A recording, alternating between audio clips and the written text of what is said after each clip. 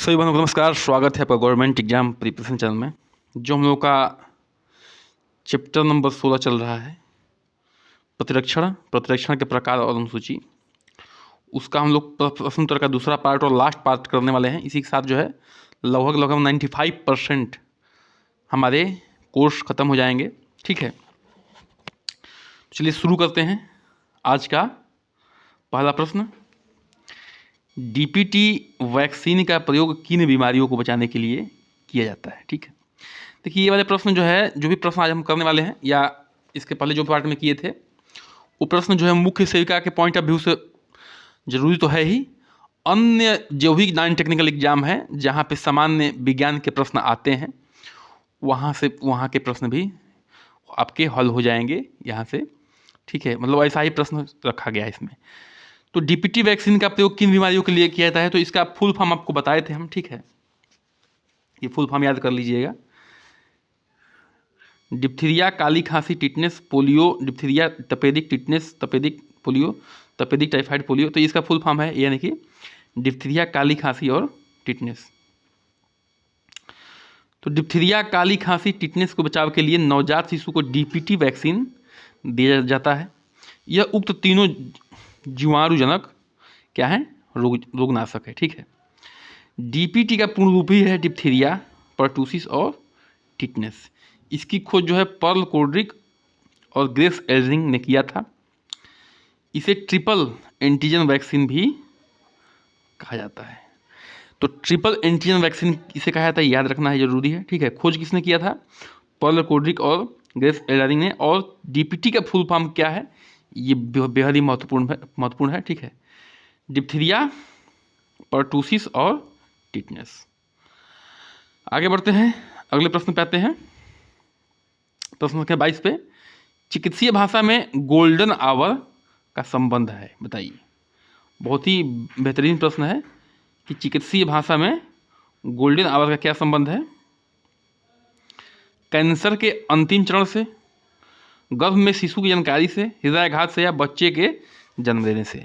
तो जो 22वां का उत्तर होगा वो होगा सी, यानी कि हृदयाघात से।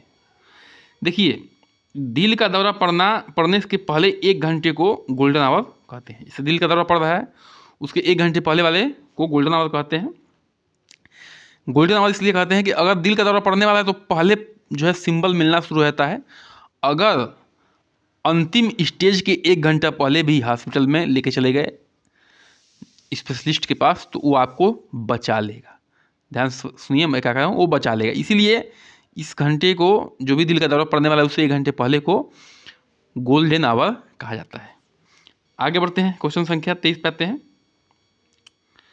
बच्चों में प्रोटीन की न्यूनता के कारण जो है कौन सा रोग होता है। 1000 बड़े प्रश्न हम लोग कर चुके हैं। मरसमस होता है, पेलाग्रा होता है, बेरी या रिकेट्स होता है। 23 का उत्तर हो जाएगा आपका, यानी कि मरसमस हो गया। चित्र के साथ इस चीज़ को हम लोग पढ़ चुके हैं। इसमें क्या होता है, बच्चों में प्रोटीन की कमी के कारण जो है मरसमस रोग होता है, जिसमें हड्डियाँ क्या होती हैं, कमज़ोर, शरीर दुबला पतला हो जाता है, होने लगता है। पैर क्या हो जाता है, पैर हाथ जो है टेढ़ा होने लगता है। ठीक है, तो ये सब समस्याएं आती हैं, हड्डियों कमज़ोर होना, शरीर दुबला पतला होना। अगले प्रश्न पे आते हैं, इंटरफेरान का प्रयोग किसके नियंत्रण के लिए किया जाता है। बेहद इंपॉर्टेंट प्रश्न है। जो इंटरफेरान है उसका प्रयोग किसके बचाव के लिए करते हैं, नियंत्रण के लिए करते हैं। तो टीबी का, मधुमेह का, टाइफाइड का, कैंसर का। तो इसका उत्तर हो जाएगा 24 का हो जाएगा डी, यानी कि कैंसर को नियंत्रण करने के लिए किया जाता है। इंटरफेरान एक प्रकार का प्रोटीन है। क्या है, प्रोटीन है। इंटरफेरान अल्फा 2A का प्रयोग गुर्दे और रक्त कैंसर के उपचार के लिए किया जाता है। किसके लिए, गुर्दे और रक्त कैंसर के उपचार के लिए किया जाता है। इंटरफेरान का प्रयोग गुर्दे के और रक्त कैंसर के उपचार के लिए किया जाता है, ध्यान रखिएगा। हेपेटाइटिस रोग से मनुष्य के शरीर का सीधा प्रभावित होने वाला अंग कौन सा है। तो यकृत यानी कि लीवर है, फेफड़ा है, हृदय है या मस्तिष्क है। जो 25वां है उसका उत्तर हो जाएगा यानी कि यकृत। ठीक है, बेहद ही इंपॉर्टेंट प्रश्न है। HIV नामक वायरस के कारण जो होता है, ठीक है, यह इस रोग में यकृत यानी कि लीवर में सूजन या जलन पैदा हो जाता है। हेपेटाइटिस बी के वायरस हेपी डीएनए वायरस परिवार का एक सदस्य है, जबकि हेपेटाइटिस ए तथा हेपेटाइटिस सी भी हो सकता है इसमें, ठीक है। लेकिन हेपेटाइटिस बी ज़्यादा खतरनाक होता है, जानलेवा होता है, यकृत को प्रभावित करता है, ये जानना जरूरी है। निम्नलिखित में से कौन सा जोड़ा गलत है? देखिए, तो प्लेग को चूहा फैलाता है, रेबीज को कुत्ता फैलाता है, टापुवर्म को सूअर फैलाता है, पोलियो को बंदर फैलाता है। तो 26 का कौन सा जोड़ा गलत है? गलत जोड़ा चूज करना है, तो हो जाएगा आपका डी, पोलियो को बंदर नहीं फैलाता है, ठीक है। तो देख लीजिए प्लेग एक क्या है? संक्रामक बीमारी है जो चूहों द्वारा फैलता है। रेबीज या हाइड्रोफोबिया कहते हैं, पागल कुत्ते के काटने से फैलता है, ध्यान रखिएगा, पागल कुत्ते के जो रेबीज से इन्फेक्टेड है। टेपवार्म यानी कि फीती कृमि जो है सूअर द्वारा अधपका मांस खाने से हमारे शरीर में पहुंचता है, सूअर का जो अधपका मांस खा लेता है। जबकि पोलियो बंदर से नहीं, बल्कि पोलियो में इलाइटिस विषाणु द्वारा फैलता है, जो कि दूषित जल भोजन द्वारा फैलता है, जिससे तंत्रिका तंत्र क्या हो जाती है? प्रभावित हो जाती है, ठीक है। तो बंदर द्वारा नहीं फैलता है ये। आगे बढ़ते हैं, क्वेश्चन संख्या 27 पे आते हैं। इबोला है एक आतंकवादी संगठन, प्राणघाती विषाणु, एड्स परीक्षण या इनमें से कोई नहीं। तो इबोला के बारे में आप लोग सुन चुके होंगे, ये उत्तर बी सही हो जाएगा। प्राणघातक एक क्या है? विषाणु है। थोड़ा सा जानकारी इसके बारे में और ले लेते हैं। इबोला जो है प्राणघातक विषाणु है जो पश्चिमी अफ्रीका देशों में महामारी के रूप में रूप ले चुका है। विश्व स्वास्थ्य संगठन यानी कि WHO ने अगस्त 2014 में अंतर्राष्ट्रीय आपदा घोषित कर दिया था इसको भी। ज्ञातव्य है कि पहली बार 1976 ईस्वी में इबोला वायरस की पहचान की गई थी। 1976 में इबोला वायरस की पहचान की गई थी, और ये क्या है? प्राणघातक विषाणु है, वायरस है। अगले प्रश्न पे आते हैं, प्रश्न संख्या 28 पे। विश्व स्वास्थ्य संगठन के अनुसार वर्तमान समय में सर्वाधिक संख्या में लोगों की प्राण लेने वाला रोग कौन सा है? जो भी 4 ऑप्शन दिए हैं उनमें सबसे अधिक रोग जो है कौन सा प्राण लेने वाला है विश्व स्वास्थ्य संगठन के हिसाब से? एड्स है, यक्ष्मा यानी कि टीबी है, मलेरिया है, ये बोला है। तो इस तरह हो जाएगा 28 का, हो जाएगा आपका बी ऑप्शन यानी कि टीबी है, ठीक है। तो तपेदिक क्षय रोग टीबी एक संक्रामक रोग है, जिसका कारण जो है माइकोबैक्टीरियम ट्यूबरक्लोसिस। टीबी का फुल फॉर्म क्या है? ट्यूबरक्लोसिस। अब माइकोबैक्टीरियम ट्यूबरक्लोसिस नामक जीवाणु से यह होता है। इस रोग में क्या होता है प्रभावित? फेफड़ा। ये भी जानना जरूरी है कि टीबी में जो है फेफड़ा प्रभावित होता है, बिल्कुल याद रखिएगा। इसमें रोगी को लगातार ज्वर आता है, मतलब बुखार आता है, लगातार खांसी भी आती है, खून के साथ बलगम भी आता है, सांस फूलना इत्यादि जो है लक्षण प्रभावित होता है। WHO के अनुसार वर्तमान समय में यह रोग जो है सर्वाधिक मृत्यु का कारण है, WHO के अनुसार। आगे बढ़ते हैं, क्वेश्चन संख्या 29 पे आते हैं। टीबी यानी कि क्षय रोग के परीक्षण हेतु विशिष्ट परीक्षण है। याद रखना जरूरी है कि टीबी जो है का परीक्षण किस विशिष्ट परीक्षण से होता है? तो रॉबर्ट का परीक्षण, बिडाल का परीक्षण, कान का परीक्षण या मैकटॉक्स का परीक्षण। तो 29 का उत्तर होगा, हो जाएगा डी यानी कि मैकटॉक्स के परीक्षण के द्वारा।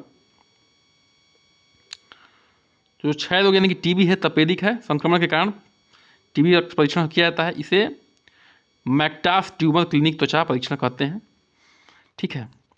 रॉबर्ट का परीक्षण जो है पेशाब जांच के लिए होता है। बिडाल का परीक्षण जो है टाइफाइड यानी कि मलेरिया जांच के लिए होता है। कान का परीक्षण जो है आइडियोमेट्री टेस्ट होता है, और मैकटॉक्स का परीक्षण जो है टीबी के लिए होता है। तो ये परीक्षण याद रखिएगा, बेहद इंपॉर्टेंट है। क्वेश्चन संख्या 30 पे आते हैं। BCG वैक्सीन का इस्तेमाल किसकी रोकथाम के लिए किया जाता है? ठीक है, तो 50 बार पढ़ चुके हैं इस प्रश्न को। छोटी चेचक, टाइफाइड, क्षय रोग या प्लेग। तो इसका उत्तर हो जाएगा 30 का, हो जाएगा सी यानी कि क्षय रोग के लिए, ठीक है। तो जो BCG है यानी कि बैसिल कालमेट क्यूरिन, फुल फॉर्म याद रखिएगा, ठीक है। इतना बार रिवाइज कर लीजिए कि सब कुछ रट जाए। का टीका जो है तपेदिक यानी कि राज्य में क्षमा टीबी से बचाव के लिए शिशु के जन्म के तुरंत बाद लगाया जाता है, ठीक है। आगे बढ़ते हैं, 31 पे आते हैं। निद्रा रोग नामक बीमारी होती है। निद्रा रोग, नींद बहुत आती है, कौन सी बीमारी किससे होती है? ये विटामिन ए की कमी से, शरीर में कैल्शियम की कमी से, रक्तचाप के बढ़ने से, ट्रिपनोसा नामक एक कोशिका जीव से होता है, ठीक है। जो 31 है उसका उत्तर हो जाएगा डी, यानी कि ट्रिपैनोसा नामक एक कोशिकीय जीव होता है। रक्तचाप बढ़ने से तो नींद कम आती है, ठीक है। तो जो निद्रा रोग होता है ट्रिपैनोसोमा नामक एक कोशिकीय प्रोटोजोआ जीव द्वारा होता है। इस रोग के वाहक कौन होता है? द्वितीय पोषक शीशी मक्खी होती है, ठीक है। मक्खी जो है प्रोटोजोआ को ट्रिपैनोसोमा प्रोटोजोआ को शरीर में इंजेक्ट कर देती है, तो उससे जो है ये निद्रा रोग हो जाता है। किस तत्व की कमी से घेंघा रोग हो जाता है, ठीक है। किस तत्व की कमी से घेंघा रोग हो जाता है बताइए, सिंपल प्रश्न है। नाइट्रोजन, कैल्शियम, आयोडीन या फास्फोरस। तो इसका उत्तर हो जाएगा 32 का सी, यानी कि आयोडीन की कमी से। तो आयोडीन की कमी से क्या होता है? गले में घेंघा रोग हो जाता है, ग्वाइटर हो जाता है।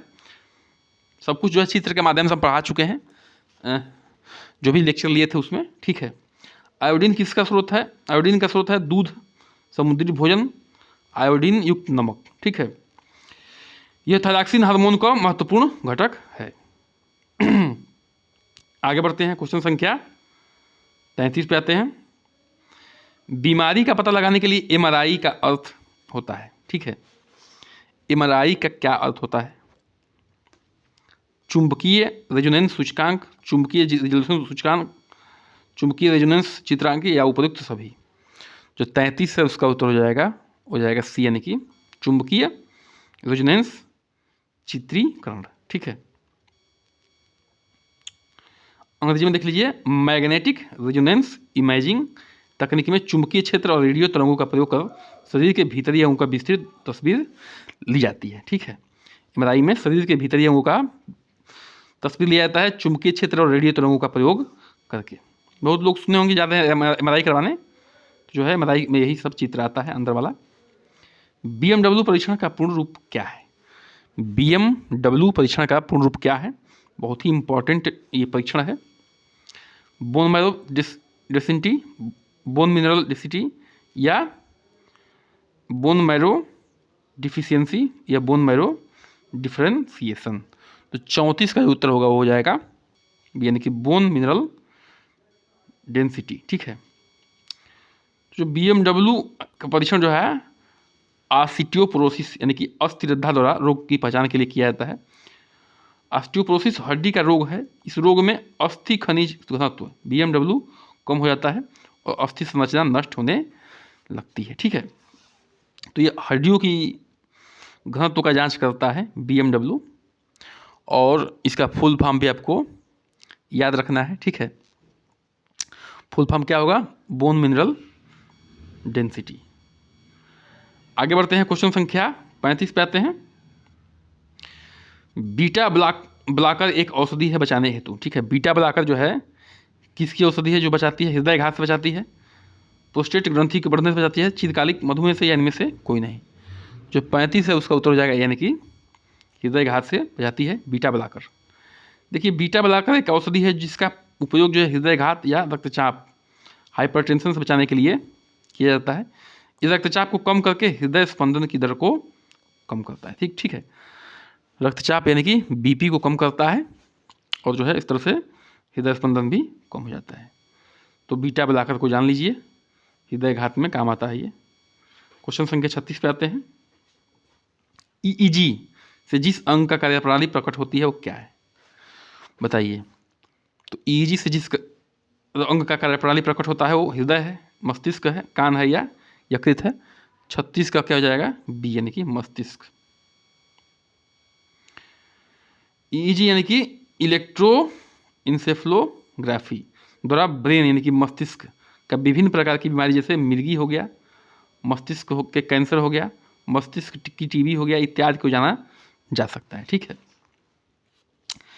मतलब कि क्या है ये? इलेक्ट्रो इंसेफ्लोग्राफी है जो ब्रेन के विभिन्न प्रकार की बीमारियों को, जैसे मिर्गी हो गया, कैंसर हो गया, मस्तिष्क की टीबी हो गई, इत्यादि की जांच करता है। इसे बर्जर नामक वैज्ञानिक ने मनुष्य की खोपड़ी पर 2 इलेक्ट्रो को रखकर मस्तिष्क में पैदा होने वाले तरंगों को रिकॉर्ड किया। तो साइंस बहुत आगे निकल गया है, ठीक है। और साइंस की देन है कि हम लोग बच पा रहे हैं, नहीं तो मात्र 100 साल पहले ऐसे ऐसे रोग होते थे कि पता ही नहीं चलता था क्या हो रहा है। कम से कम ये तो पता चल जाता है कि क्या हुआ है, और बहुत हद तक इलाज भी मिल जाता है, ठीक है। इन साइंटिस्टों की ही देन है। शरीर के अंदर लौह की कमी से कौन सी बीमारी हो जाती है? बहुत ही आसान प्रश्न है। रिकेट्स होता है, स्कर्वी, रक्तक्षीणता होती है, स्कर्वी, अधिरक्तता। तो इसका उत्तर हो जाएगा 37 का हो जाएगा बी, यानी कि रक्तक्षीणता, यानी कि रक्त की कमी हो जाती है।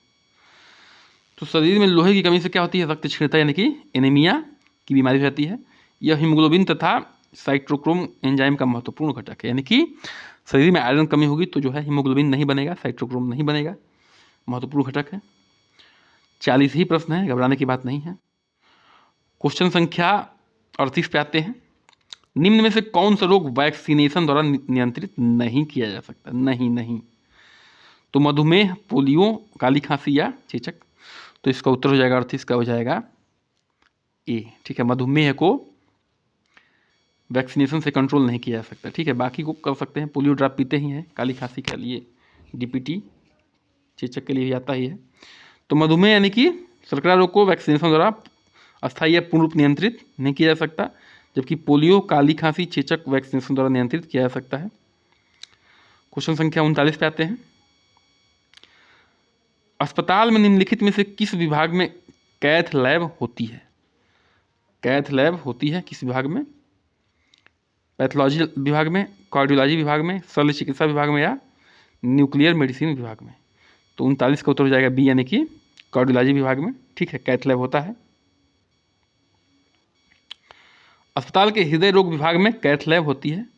कोरोनरी धमनी रोग की पहचान एवं उसके उपचार हेतु जो है विभिन्न परीक्षणों और प्रक्रियाओं को संपादित करने के लिए कैथ लैब का प्रयोग किया जाता है। ठीक है, तो ये सब धमनियों का जुड़ाव जो है मुख्य रूप से हृदय से होता है। तो ठीक है, तो उसी विभाग में, कार्डियोलॉजी विभाग में रखा जाता है।